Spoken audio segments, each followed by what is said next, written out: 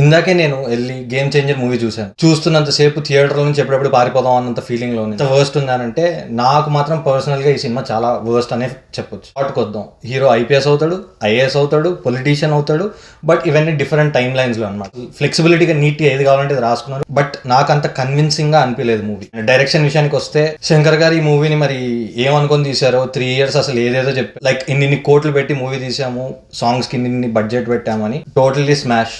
అవన్నీ రికవర్ అవుతాయో లేదో కూడా అనుకుని నేను మాట్లాడను, చూద్దాం ఫర్దర్ గా ఏమవుతుందో. డిఓపి గురించి మాట్లాడాలంటే భారతీయుడు 2 చూశారు కదా, సేమ్ అవే ప్యాటర్న్ లో అదే రకంగా అసలు ఫాస్ట్ ఫార్వర్డ్ లో పెట్టి మూవీ చూస్తున్న ఫీలింగ్ వచ్చింది మీకు. అంతసేపు ఏం జరుగుతుందని సీక్వెన్స్ లోనే అంటారు. ఫస్ట్ హాఫ్ అంతా ఓకే, సినిమా బాగానే నడుస్తుంది. సెకండ్ హాఫ్ లో యాక్చువల్ గా భారతీయుడు 3 తీసుకొచ్చి మొత్తం సినిమాలో పెట్టేశారు. ఎస్జే సూర్య గారు అండ్ రామ్ చరణ్ గారు దే డిడ్ బెస్ట్, మరి 2 బెస్ట్ కూడా కాదు, ఓకే బాగానే చేశారు. అండ్ మిగతా వాళ్ళకి ఎవరికి స్క్రీన్ స్పేస్ లేదు, స్కోప్ లేదు మూవీలో. లవ్ సీక్వెన్స్ కానీ లేకపోతే కాలేజ్ లో జరిగే ఈ రొమాన్స్ కెరాడ్వాని అండ్ రామ్ చరణ్ లో ఉండే సీన్స్ అన్ని చాలా మనకి ఫోర్స్ఫుల్ గా తీసుకెళ్లారు సినిమాలోకి. ఇది ఉంది, ఇది మీరు ఎంజాయ్ చేయాలని, కానీ ఎవడూ ఎంజాయ్ చేయలేదు థియేటర్ లో. సినిమాలో సాంగ్స్ ప్లేస్మెంట్స్ మాత్రం 2 worst చూడలేము అసలు, చాలా వర్స్ట్ ఉంది. సెకండ్ హాఫ్ ది మూవీకి వస్తే అప్పన్న అనే క్యారెక్టర్ ఉంటుంది, స్టోరీ చెప్పి చెప్పనట్టు వదిలేసిన. ఈ మూవీకి నా రేటింగ్ వచ్చేసి 2.75. So that's all the movie.